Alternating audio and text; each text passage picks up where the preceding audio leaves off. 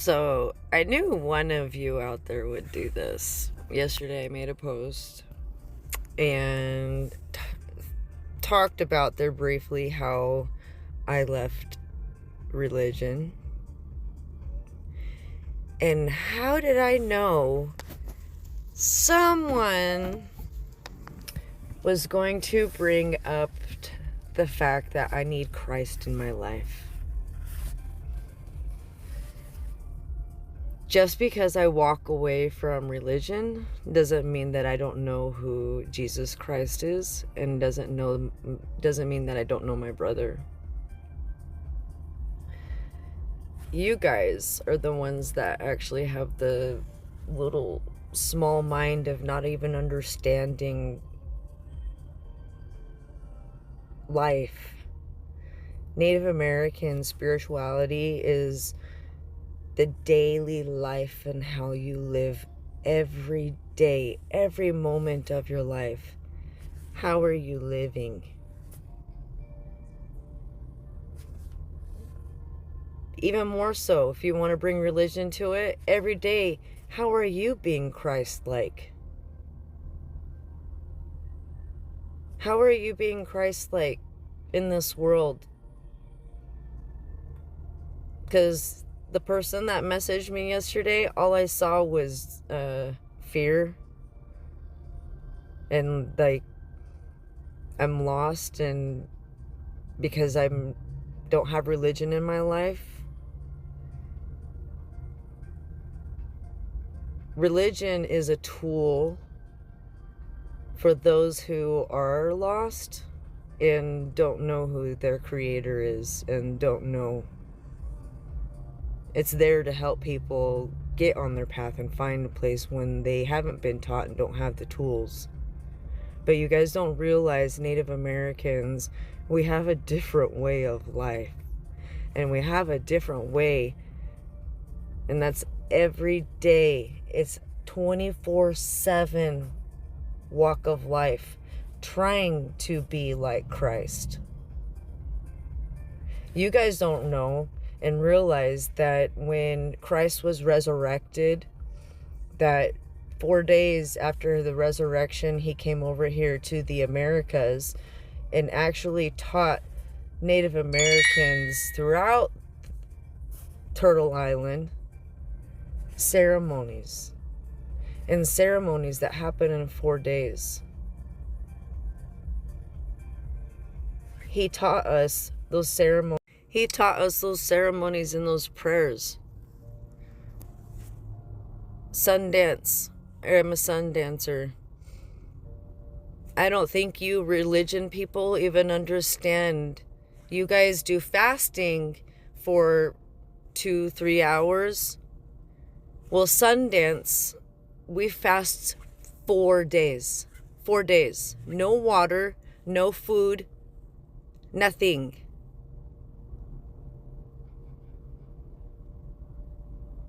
And in those 4 days, we are in an arbor together praying to Creator, to the ancestors. And as we're in there, you get a small glimpse, even more so, of the sacrifice that Christ made for us in this earth. On a whole nother level that you don't even fathom and comprehend in your little brain. That if you actually live that every day, you'll experience what Christ lived and felt on this earth even more. And you'll have even a deeper understanding of his love for us. And the love that God, Creator, he has for us. Me, it's Dhamma Appa. You guys get so construed on these words of, God and my God and things. And it's like, you don't really realize what religion has done to you guys. I'm a visionary person, and the day I walked away from the Mormon church is the day that I told the bishop that COVID, I didn't know what COVID was going to be, but I said there's going to be a shutdown. There's going to be a mass sickness. The church is going to shut down across the board. And I said, and then what are people going to do, because they're not going to have religion to go to every day, every Sunday. I was told that it was going to be a spiritual thing. In Sundance, I was told that this was going to happen. And I actually, when I got out of Sundance, before COVID happened, it was in 2018. And I got out of that Sundance and I created this performance piece. And if you look at it, I was wearing a mask. Nobody understood what was happening, but I was already showing people that COVID was coming and that we were all about to have to wear masks and come into a huge awakening.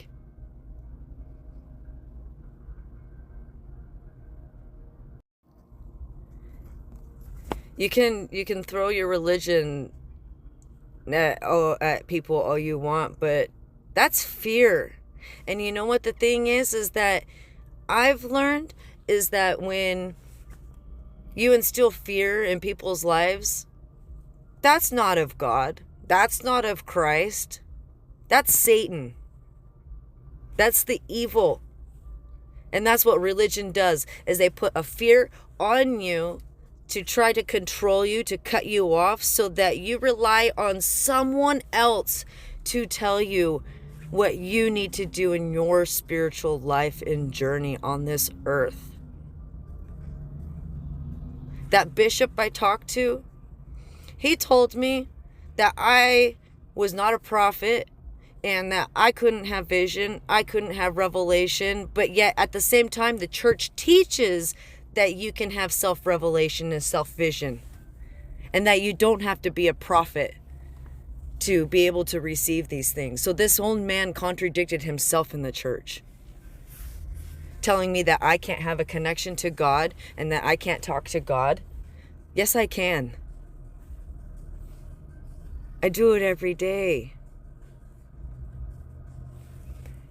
Do you know how many times I pray all day long? I wake up with the sun. I pray throughout the day. I have my prayer smokes. You don't even comprehend and understand that. You don't even understand that.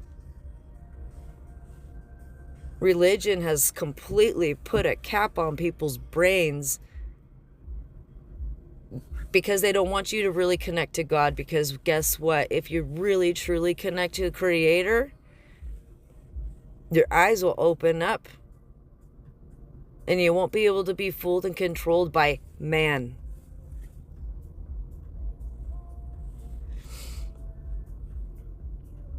So yeah, let's talk about it. Let's talk about religion versus spirituality. I've been wanting to talk about this because I'm seeing this a lot, and it's two-faced. It's fake. It's not even real. If it's real, then you would be acting and walking that walk of life, and what you learn in church, you'd be doing that 24/7 behind closed doors. Why aren't you doing that?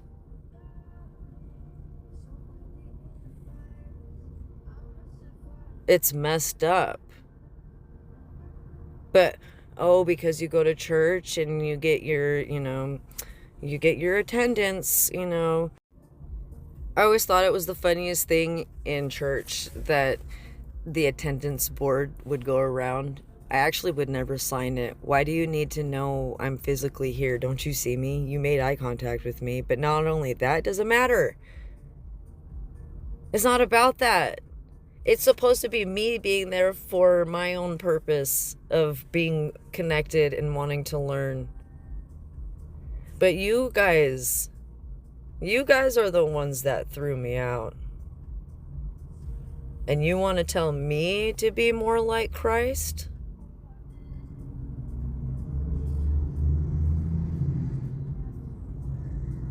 What?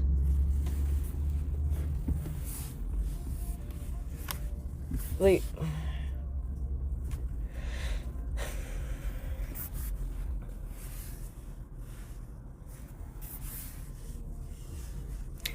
Do you know that the Mormons, when they came into Salt Lake City, that they actually burned my own family out of their own homes and took the land?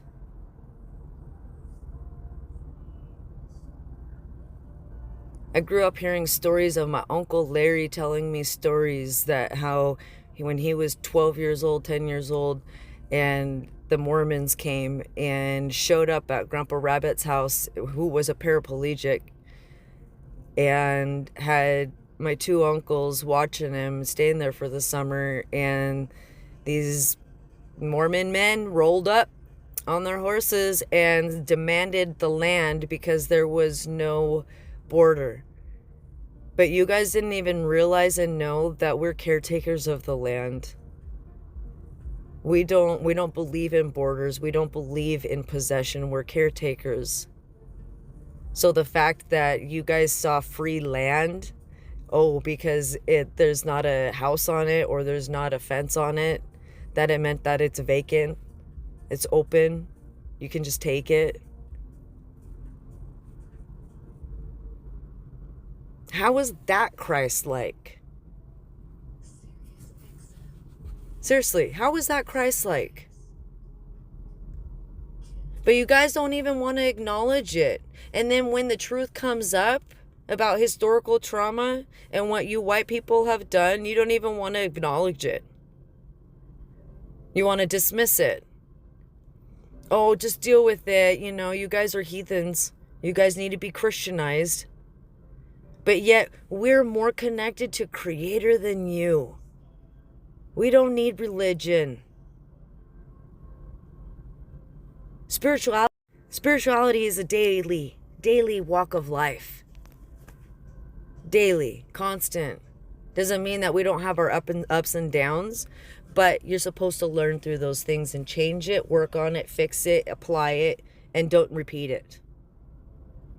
Or if you choose to repeat it, you're just going to keep going around this cycle and cycle and cycle and cycle and cycle, repeating things over and over again until you choose to learn and grow.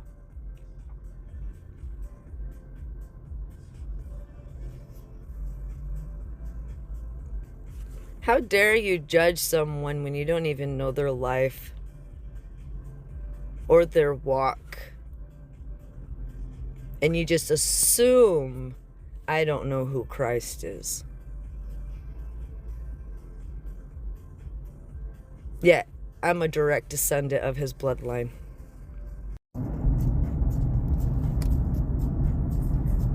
You guys need to stop looking at people and judging. Again, you're preaching to be Christ-like. How is that Christ-like? You are not in the judgment seat. And not only that, Christ and God, Creator, they're different entities. They're different beings. They're different. They're not the same. You guys don't even really understand. You guys are so lost. So, thank you for telling me to find Christ in my life.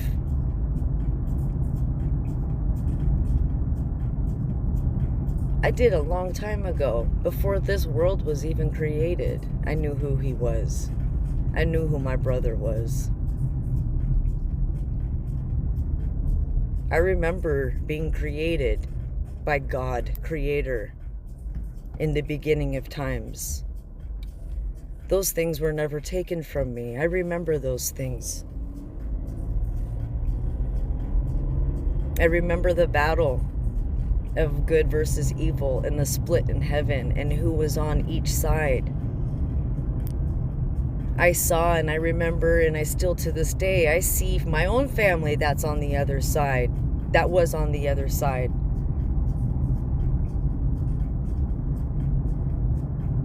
My ex-husband and his kids, they were on the other side. But you know what? Everybody gets given an opportunity and a chance to come to the light. It's up to you to take it.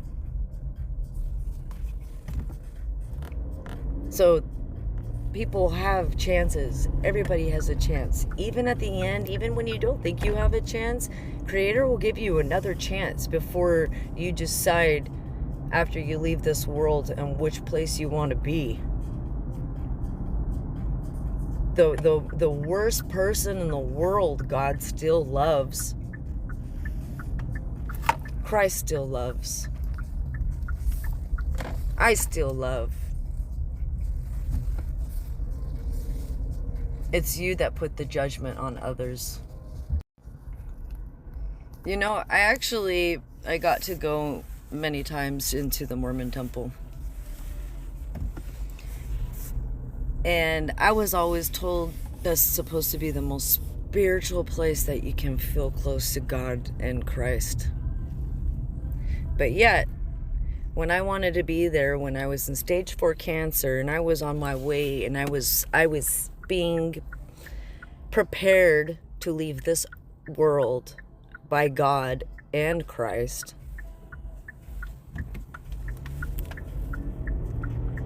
why was I kicked out of a place of prayer? Because I was praying too long?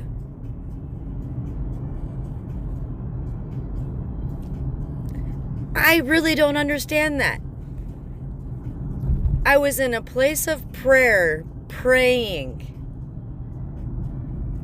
seeking for my journey and leaving this world and preparing to die back in 2017 when I had stage 4 cancer, and I was being spiritually prepared to leave this world. And I did die. I died in Mexico, January 2017, and it was the day that Trump went into office, whatever day that was. But the day that he was signed officially into office, that night, I was attacked by entities, and they tried killing me, and I woke up in God, Creator, His arms.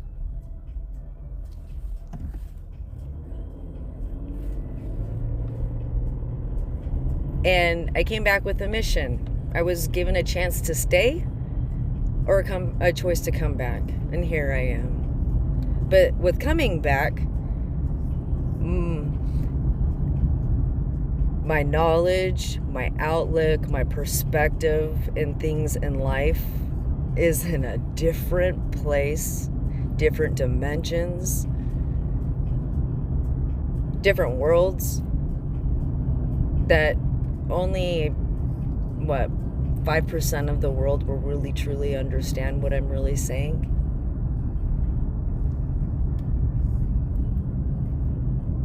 And guess what? Religion put a cap on you. Religion put a cap on you and your connection. So why is it I felt more close, more peaceful? I was able to be in true prayer without being interrupted or told I needed to end my prayer. I'd never have to end my prayer like that.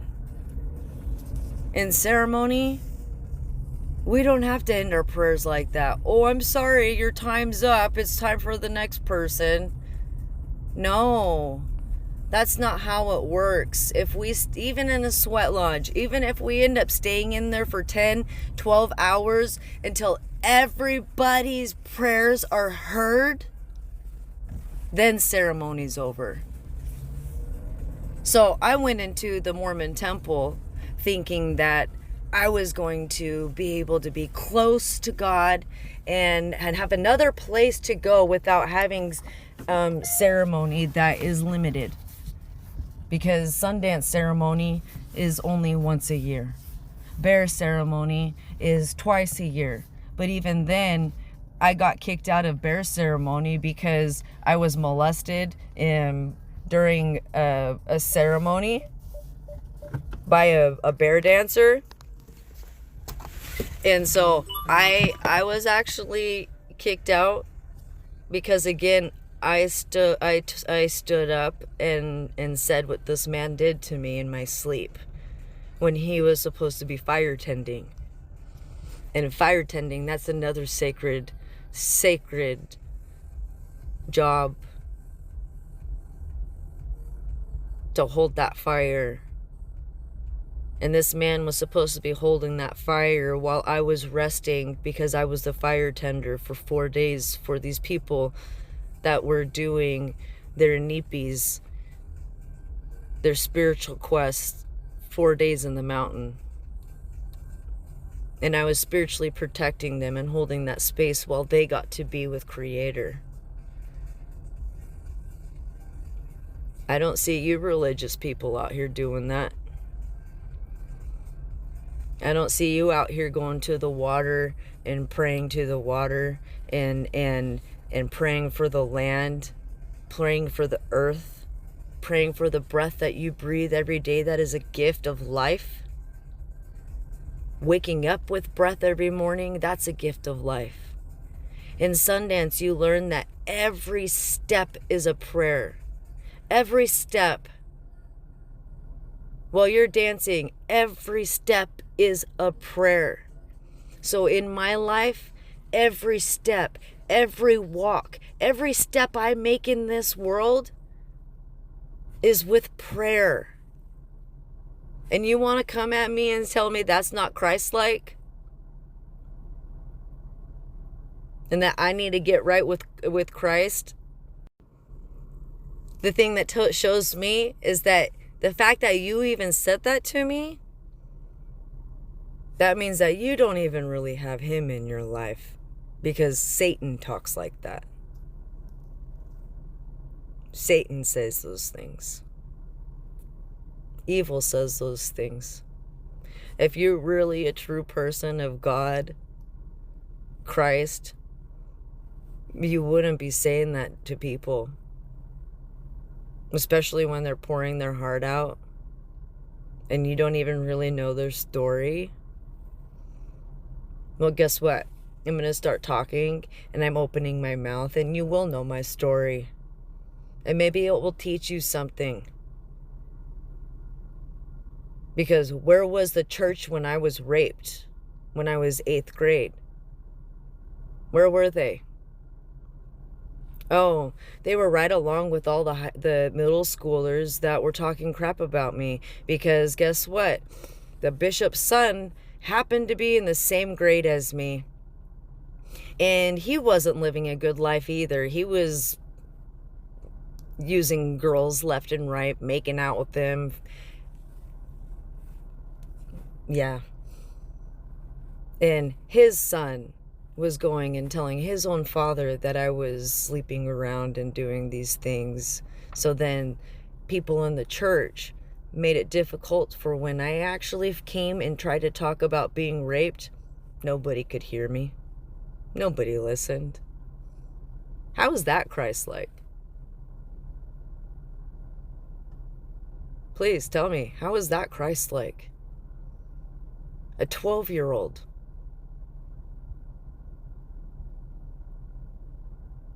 And you made it difficult. And then when I'm on my spiritual path even more, getting ready to cross over, and I'm being told I can leave my unhealthy, toxic, most abusive marriage at that time. I prayed, I fasted, I went to your temple, I went to ceremony. But you know what is messed up? Is that it's the church that told me to stay and deal with it. Deal with the abuse, Rachel. It's not rape when you're married, Rachel. How is that Christ-like? Meanwhile, while I'm sitting there talking to the bishop, I can literally see the devil standing right. So the devil's standing right next to him, talking in his ear.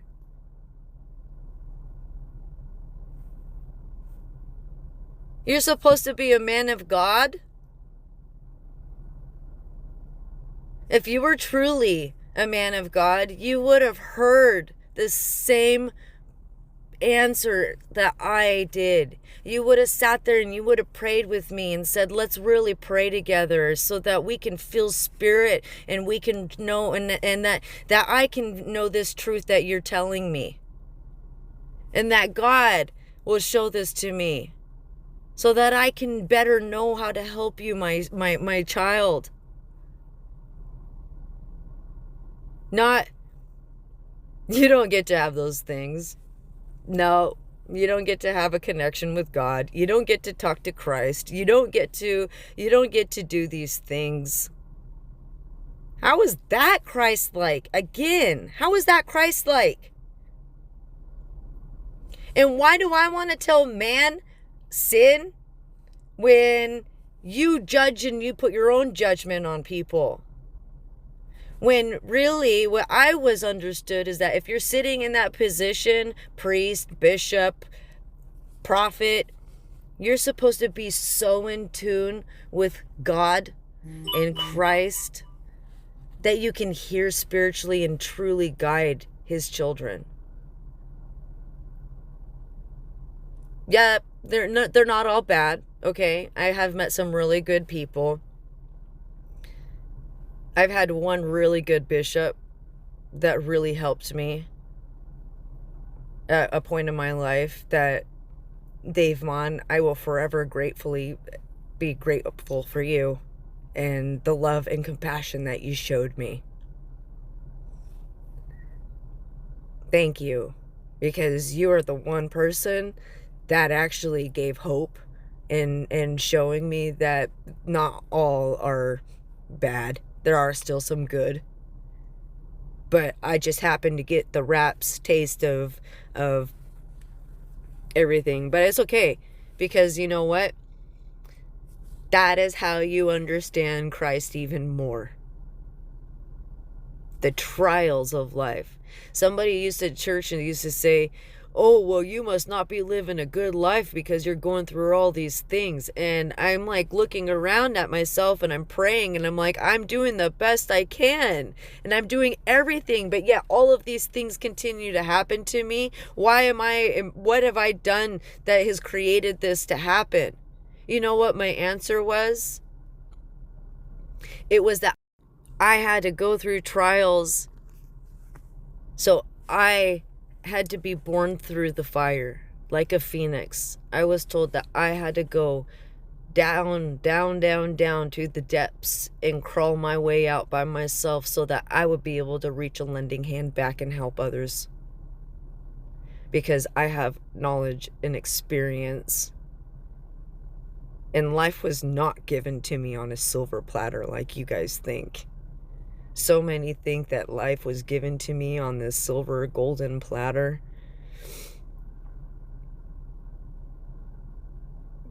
Maybe gifts, spiritual gifts were given to me, yes. But the trials in life and this fantasy that you guys really think that I live,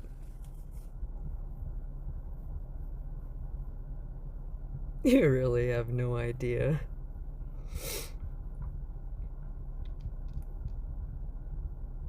You know why I've been so silent is because the spiritual warfare is so bad and it's so strong and it's heavy. But who's really awake?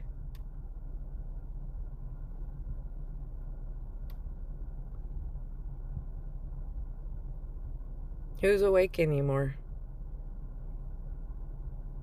I see so many people asleep. Welcome to the zombie apocalypse. Everybody's stuck in their phones. Don't even know how to live anymore. It's all about status and numbers and how many likes and views, and you have to have those to validate that you're a human being. What happened to actual interaction? Smiling at somebody just because. Complimenting somebody just because. Not that you need anything back, not for your self-purpose for anything, but literally to see that other person smile. That's Christ-like.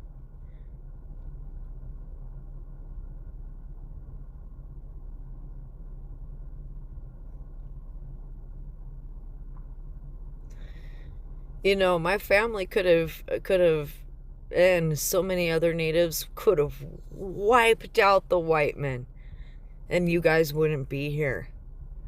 But guess what? We were told to let you come. Let you come. Let you be here. But you guys had it in your mind from your Bible that this was your promised land, so that meant that you could just take it from us.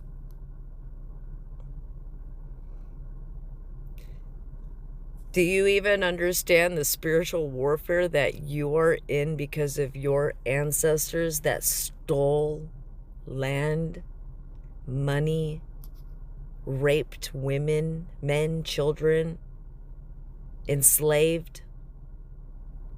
Do you even understand what the DNA that runs through you?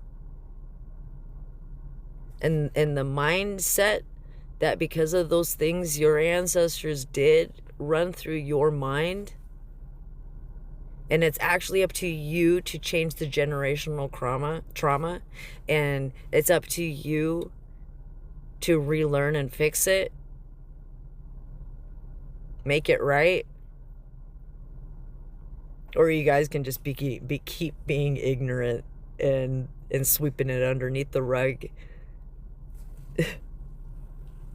Oh, have you ever seen that video? There's a movie, or what is it? I think it was Tom and Jerry, where they keep sweeping the dirt and dirt and dirt underneath the rug, and then Jerry jumps and lands in the middle of the rug, and then all the dust flies out from all underneath it, and then it just goes everywhere. You guys wonder why you sweep things under the rug, and then when it explodes and hits the fan, you're like, oh, I thought everything was fine. No, it's not, honey. No, sweeties, it's not. And if you don't take care of this now, you're going to have to take care of this when you die. My own grandfather's having to do that. You know, I'm going to find this video later and I'll post it of this guy that had a near-death experience, and he thought he was this great old Christian that he gave the church thousands and thousands of dollars, and he, did all these things to be a good man. But guess what? When he went to heaven, God said no, he didn't get to be there because he didn't do it for God in God's name. He did it for himself and his self-glory. So this guy got a chance to come back and make things right and change his life. And then he realized that everything that he had been doing in the church was all for the wrong reasons, and that he was doing it for self. He wasn't even really doing it for God, in God's name.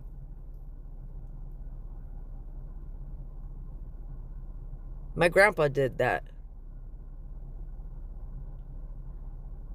You know, I've had to help people cross over and take their journey home. I've helped many. It's a blessing and it's an honor to be able to help them. But I've never seen someone have so much difficulty leaving as I did my grandpa.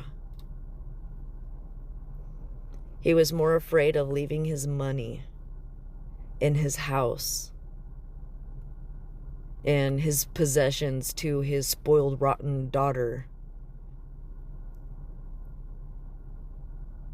and his spoiled, rotten, handicapped son.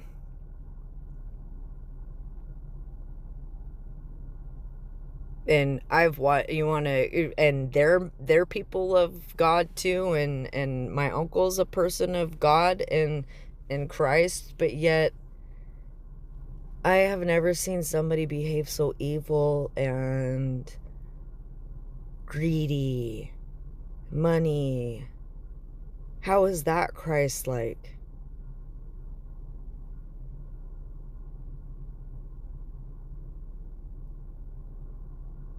You judging me. How is that Christ-like? You judging that I don't know Christ. How is that Christ-like?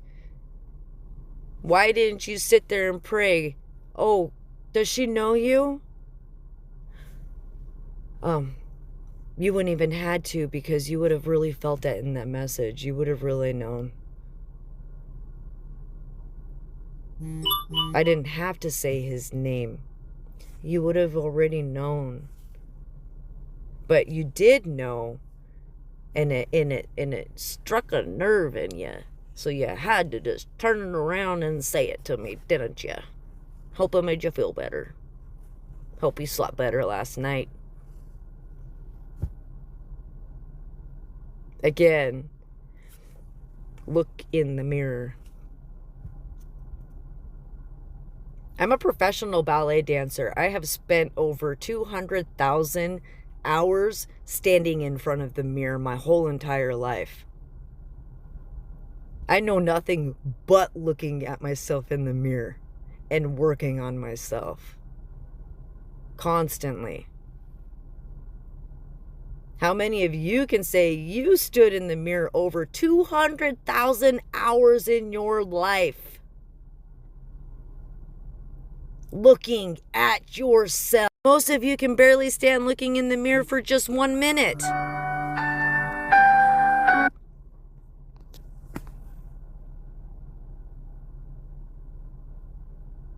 So you know what? There's a guy one day, I was at a powwow, and it's when I was in my journey to getting ready to go home. He looked at me and pulled me aside, and he said, "I can see that you don't love yourself." And I just broke down crying. So I'm going to challenge you what he challenged me to do. And I still do it to this day. And this was back in 2016, I think, when this man told me this. But he told me that I needed to start looking in the mirror and staring at myself and just tell myself, I love you. I love you. I love you. I love you. I love you so much. You're so amazing. You're so beautiful. You're kind. And it doesn't matter what this world says, because you know. And it doesn't matter. You don't have to prove yourself to anybody, because all it is between you and God. It's between us, me and Creator, Rachel. You and Creator. That's it.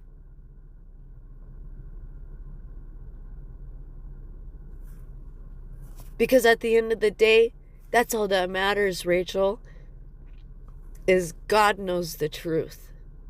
So you don't need to prove anything to anybody, because God knows everything. The Mappa, he knows everything.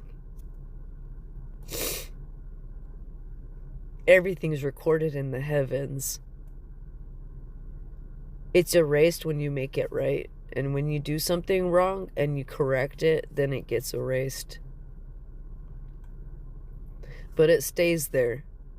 And I'll be damned if when I die again, or I go to that next place, because you know what? I really don't feel like I'm going to taste death again. But I'll be damned. I will never go back there with a finger in my face. So that means every day on my walk of life, I do whatever I can so that I know if I'm taken home just like that, Creator's just going to have those open arms to me again, like he did when I died the first time.